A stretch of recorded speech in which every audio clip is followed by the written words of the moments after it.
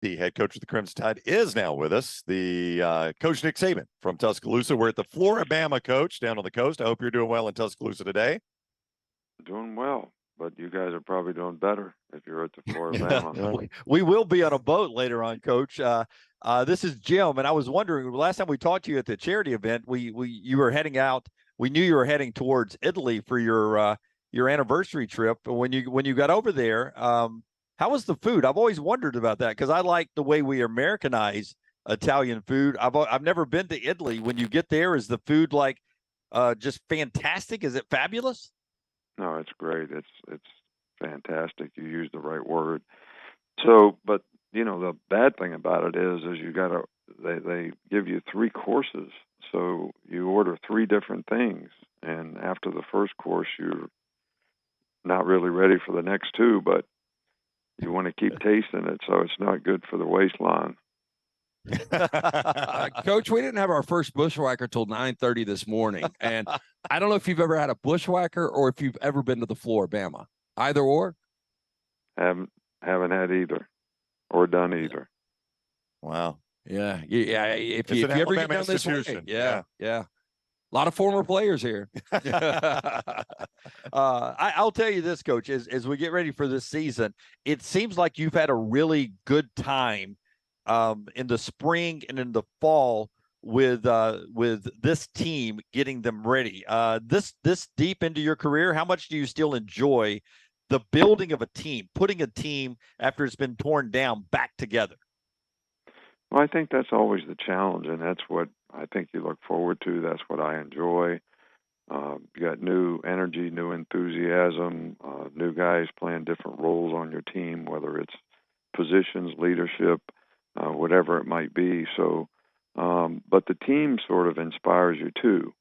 When you got a team of guys that they always got a bunch of energy vampires, that kind of zaps you, and you don't do. Maybe it's harder to stay positive and enthusiastic, but when you got a really good group of guys that are all trying to do what you want them to do and what they need to do to create value for themselves and their team, then it really is fun, and that's the way this team has been, so far. Alabama coach Nick Saban with us on the JohnstonRVCenter.com hotline.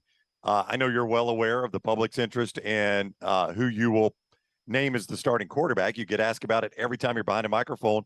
You have famously talked about the importance of winning the locker room for the player that starts at that position. How obvious is that to you when a player has won the locker room?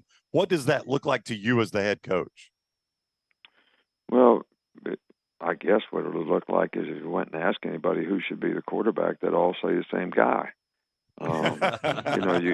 You really, it's hard to read people's minds, so unless you ask them, you really don't know. But it's not something that, this is not really a democracy, so you're not really trying to take a vote to figure it out. But, what I've kind of told the quarterbacks is, don't be looking around at me to see who's going to start at quarterback. Why don't you play so well at the position? I don't have a choice.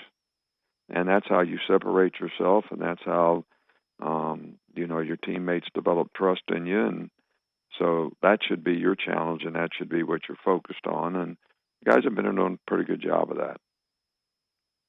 How would you describe this year's group of wide receivers? I like the group. I think last year we were a little young at that position. We lost some really good players in the a few years prior to that at that position. But I think those guys have matured some, and I think that's, they're all playing, fairly well. And, hey, there's nobody on our team that can't do something to improve at this point in the season, or we would need to practice. But but I'm encouraged by, the experience level, what they've done, how they're responding, and how they're performing. I was watching the Belichick and Parcells documentary. It's an old one, but it was on NFL Network again the other night. And anytime that goes back to that Cleveland Browns staff, it just looked like you guys, analysts all the way to the actual staff, it just looked like you guys had so much fun. Do you remember those days like just like a blast coaching football back in those Cleveland Brown days? Well, the Cleveland Brown days were fun, but they were also hard. We worked really, really hard. Bill's a really hard worker and expects the people around him to work the same way. But it was also an opportunity where I probably learned as much, in those 4 years as any other 4 years in my career, especially as an assistant. So there was more good than bad, I can say that, but it was difficult but fun. Alabama coach Nick Saban on the show for a few more moments on the JohnstonRVCenter.com hotline. Kevin Steele was a guy that was with you at Alabama, obviously left and made some other stops, and now he's back. When a guy that you've coached with like that before, when you get back together, how quick does that chemistry reemerge of, exactly what he's thinking, he knows what you're thinking, and you may not even have to verbally communicate with one another. It might just be a look or a glance, and boy, you instantly know that you're on the same page. Well, I think, it's always beneficial when you have somebody that has a background and sort of knows the system, number one. Number two, knows the expectation for not only what I think should happen, but also what players should be doing and how they should be doing it and why they should be doing it that way. And then, there's also carryover in how you implement this, when the time comes for the game. And even though things have changed a little bit, since the last time Kevin was here, it's an pretty easy transition for him to catch up on it, because a lot of it, same terminology, sort of. So it's been good. Coach, the first time the three of us did a show, we were in Newport Beach for your first national championship, and these guys dogged me out because I brought 12 pairs of shoes for a 7-day trip. My question to you is, I always overpack, and I know you don't take a lot of 7-day trips, but do you pack for yourself, and do you take a lot of shoes?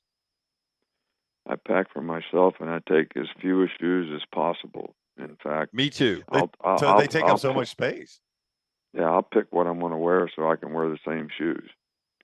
Yeah, I'm the same way. That's smart. Same way. Yeah. Hey, the first time I played golf with Paul Register down here, I was a 26 handicap. I've worked hard the last 3 years. I'm an 11 now. How low do I need to get my handicap to where I can ask Maxon or somebody to play in one of your tournaments and have a chance to play with you? Is 11 low enough? 11's low enough, and 11's low enough for you to be giving me strokes. So I'm happy that you've improved. There's no way I'm giving you strokes at all. Yeah, no coach way. is going to get strokes from you. No, because two aside. he would mentally melt me. You'd melt me on the golf course. You seem like I'll say this nicely, you seem like a crap talker. Like you would get in my head on the golf course. Yeah, well, there's no question about that. But I have some. Hey, Coach, I know there's no off season now in today's college football, but I know you and your wife love to watch good TV. Did you have any opportunity this summer to binge any TV shows? Yeah, we watch, Netflix or, one of those series most of the time. She'll find something that she wants to watch, and you say binge, I don't have time to binge watch it, but I can watch like maybe one episode a night or something before I go to bed. So that's not really binge watching, but I like it that way because, you can pick it up the next day, watch the next show, and kind of carries over for a while. Have you watched the Johnny Manziel documentary or the Florida Gators documentary? Yeah. No, I haven't. I haven't watched either one. You're in both. You missed the critical Don't waste point. your time. They changed history in both of them, Coach. Don't waste your time. Well, you miss a critical point. I said Miss Terry picks it. Oh, okay. Yeah. So, she's picking fashion shows and stuff like all right. that. Our final question for Coach Saban always comes from Rockstar. Rockstar, you go. Coach, it's your boy Rockstar. I have a 16-month-old baby child, a little boy, and Well, congratulations. oh, thank you for that. It was hard work for me. What I want to know is, kids go through phases, and he's only 100 miles an hour, or he's asleep. And one of the things is to calm him down is to watch Pixar's Cars. We have to watch it probably fully 1 to 2 times a day. That's the only thing that calms him down. With your grandkids, have they ever gone through phases like that with a specific show or a toy or a movie that you can remember that was like, we have to do this to calm him down just to keep his focus? It's absolutely true. I mean, James is 3, and he's into Star Wars right now. So if you put Star Wars on, he's going to sit and stare at the TV and calm down and be happy and all that. So I think that's really pretty common for kids. I remember when Kristen was, 2 or 3, she watched Wizard of Oz 100 times. So I think it's pretty common. Long movie. Is too. that what Miss Terry does with you with game tape? Says, Nick, it's time to watch game tape. No, I usually watching game tape, and she's usually saying, "When you gonna put that away?" Coach, as always, we greatly appreciate the time. Best of luck this season. Look forward to catching up again soon. All right, guys, have a good time. See you later. Thanks. You too. Thank you, Coach. Take care. That is Alabama coach Nick Saban with us on the JohnstonRVCenter.com hotline.